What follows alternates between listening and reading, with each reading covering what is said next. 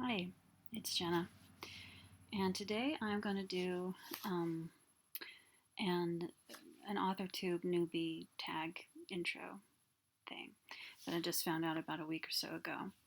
So let me get everything arranged on my little computer screen, and let's go.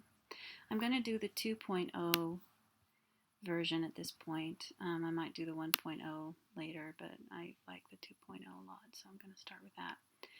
So, question number one. What is your book's pitch? If you have multiple works, choose your favorite. I have multiple works. So I'm going to talk about Fidel, which is currently my favorite of the published stuff. It's like choosing a favorite child, favorite, I love them all, just differently. So the blurb for Fidel is: a house full of ghosts is no place to fall in love. Malcolm Carmichael has been coping with his post-war trauma by taking lovers, teaching art to schoolboys, and trying to ignore the ghosts he sees everywhere. After the death of his mother, he realizes he wants more than to just coast through the rest of his life and leaves the exclusive school in search of something more. Caleb Thibodeau is so traumatized by the death of his parents in a fire that he hasn't spoken a word since. His uncle Noel hires Malcolm to be his tutor, and Malcolm discovers that Caleb is not the only Thibodeau son with secrets. The plantation house Fidel is beautiful but haunted, and Noel is much the same. Soon Malcolm is absorbed in protecting Caleb and Noel from threats, both living and dead, and in uncovering the story of Fidel. So Fidel is currently available in both ebook and print, and the ebook copy is currently 99 cents for the rest of May. The print copy is considerably more than that, because it's a big sucker, and these things are expensive. Question number two. If you were a book, how would you pitch yourself? I forgot to think about this one, so I don't have a ready answer. But I know lots of useless things. That's really me in a nutshell. Question number three. What do you usually write? I usually write romances. In fact, I have since I was a baby writer back in the day. I've been writing gay romances since 2005, more or less. That's when I wrote I wrote slash fan fiction for a while before that. Not a whole lot of it. I started out in fan fiction with the X-Files fandom and wrote MSR for a long time, and then kind of started branching out because I kind of felt like I ran out of things to say about straight romances, but I haven't run out of things to say about gay ones. So here we are. Question number four, what's something you would never write? Steampunk. I just don't get it. I tried. My previous publisher kept trying to, get anthologies and make open calls for it, and they never got submissions because, as an aesthetic, it's really cool. I mean, I love like the gears and like the mixture of like wood and brass that you'll see a lot of times and all that kind of stuff. But as far as stories go, I don't get it. It doesn't do anything for me. Number five, what is your goal for starting an Authortube channel? I want people I can talk about writing with. There aren't a whole lot of people in my life that I can talk about writing with, and I've tried joining writing groups and stuff, and have just never really settled in. So I'm just hoping to find, people who are simpatico that I can talk about writing with and share my concerns and my thoughts. And I mean, I do have a beta reader, and he's wonderful, but he's got his own life, and I can't keep poking him every day. Anyway, number six. What made you want to start writing? Oh, this is a tale. When I was little, I made up stories in my head all the time. All the time. And that, in fact, is one of my earliest memories, is lying in bed pretending that my toes were Igor and Dr. Frankenstein. Where I heard about that at the age of 3, I have no idea. But that they were fighting over who got to hold up the sheet. I was 3. that should just tell you about the kind of stuff that I was thinking about constantly as a child. And then when I was about 8 or 9, I had kind of a twofold epiphany, and in short, short order of each other. The first one was that not everybody went around making up stories in their head all the time. And number two was that books were made because people write them. And I came to realize that this is how books were made, was because people had stories in their head. And one very hot summer night, I remember it quite distinctly. I couldn't sleep because it was really hot. We lived in Texas at the time, and the weather was always just oppressive. But anyway, I couldn't sleep, and I had always made up stories to entertain myself when I couldn't sleep.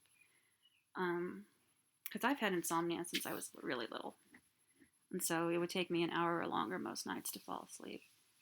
And so I'd, make up stories to entertain myself. And I kept trying to get myself to stop doing this. Because it's like, this isn't normal. Normal people don't do this. And by the time the night was over, and I don't remember if it was morning or exactly what happened, I just kind of came to the realization. It's like, okay, if the stories aren't going to stop, then I'm going to start writing them down.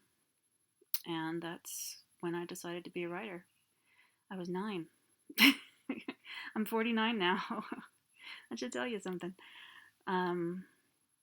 So question number 7. What's your publishing path? Self-published, traditional published, hybrid? Haven't decided yet, or just write for fun? I've done all of it, to be honest. And right now I'm still kind of trying to figure my way out. I wrote for fun for a long time. Like I mentioned earlier, I wrote fan fiction for a long time. And I think it was very good to me. And it was very, I think it did a lot in teaching me how to write for an audience.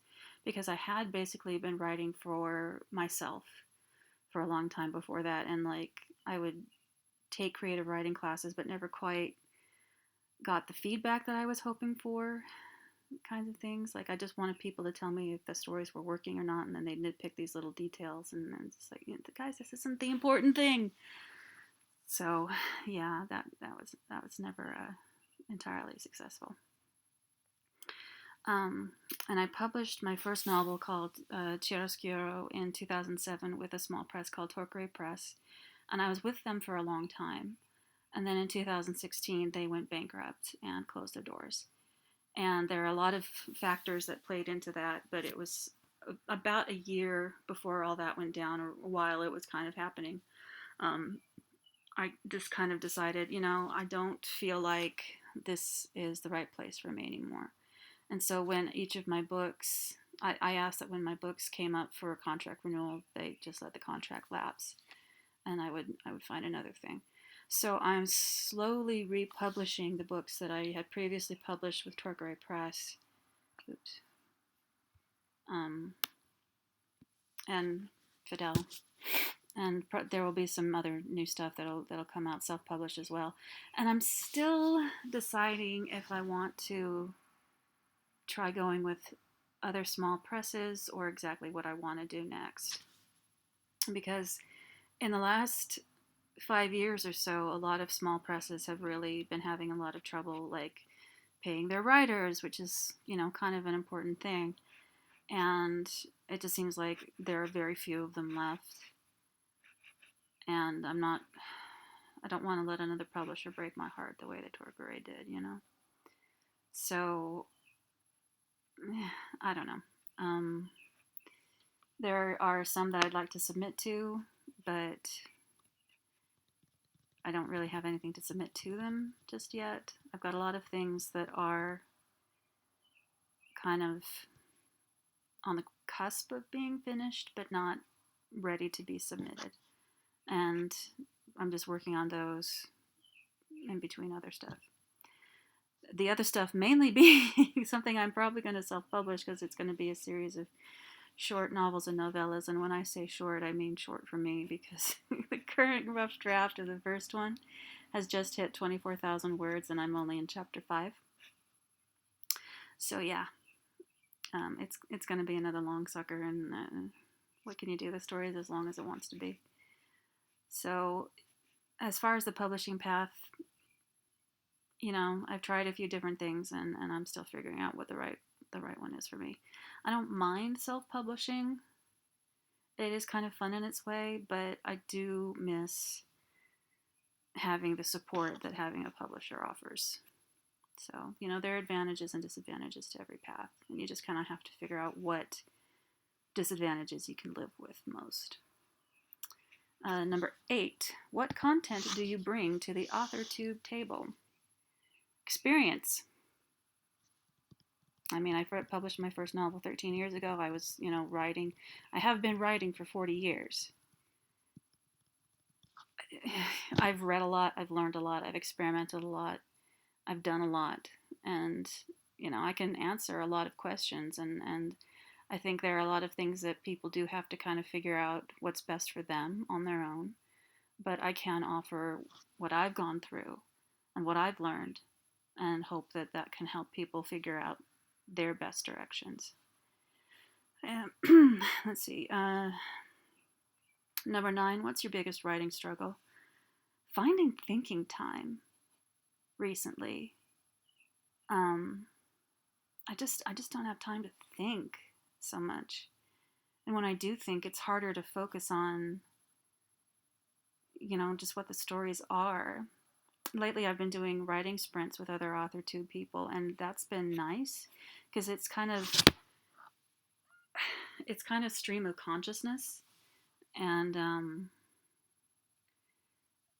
there are just words that get out, and that's the important thing. You can't edit a blank page, and so getting words on that blank page is sometimes the hardest part. And when I'm being encouraged to just write whatever comes into your head, then yeah, I'm writing stuff. But sometimes you do have to stop and think and plan and figure out, okay, this next scene, I need X, Y, and Z to happen, and I need to have it happen in A, B, C, or whatever works for you. So that's been the hardest thing lately, is just being able to think about what needs to happen next, and then get it down. Let's see. Number 10. What is your best writing skill? I had a professor in college, a creative writing professor, once tell me that I was very good at stillness, which I thought was interesting. I've always kind of treasured that. I'm not really an action writer so much. I don't do like adventure and fight scenes and all this kind of stuff. Most of my stuff is a lot of stillness. And a lot of contemplation. And when I was in graduate school, my thesis subject was going to be film adaptations of Jane Austen's Emma. And so I know Jane Austen, especially better in those days, but not so much nowadays. But I knew Jane Austen very, very well. And my favorite of her books is actually Persuasion. And the major revelation in that story is revealed by the drop of a pen. And I love that. I love that, it takes something so small to say, oh my gosh, my world has just been shook. And I've actually got a series of short stories that, in my notes to myself, it's called the Wish series, starting with the Wishing Book of Barnaby Sloane, which is free. The first taste is free. The rest are going to cost you. But it also hinges on small moments and small gestures. Like, they're kind of based around holidays. And the Christmas story is kind of centered around a batch of chocolate chip cookies. Things like that. And there's a story coming up where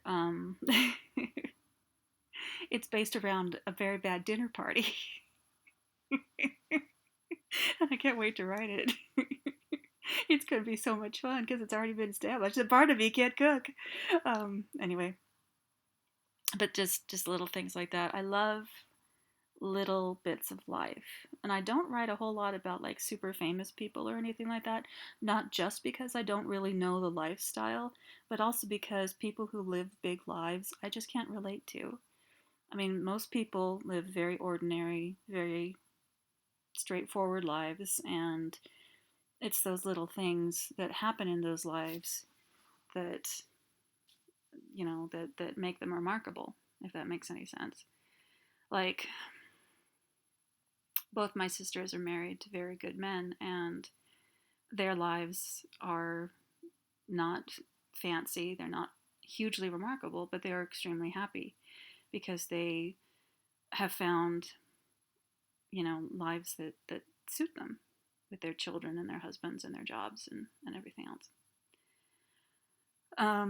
Anyway, so yeah, I mean, most love stories, when you think about everybody that you know, most love stories do not involve kidnapping and ransoms and terrorists and whatever else. It involves very simple, small things.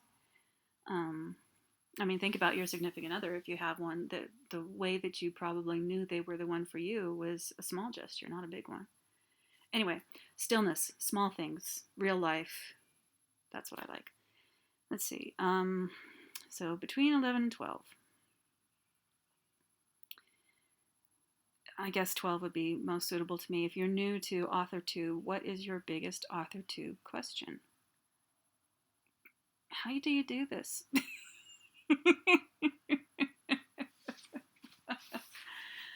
I mean,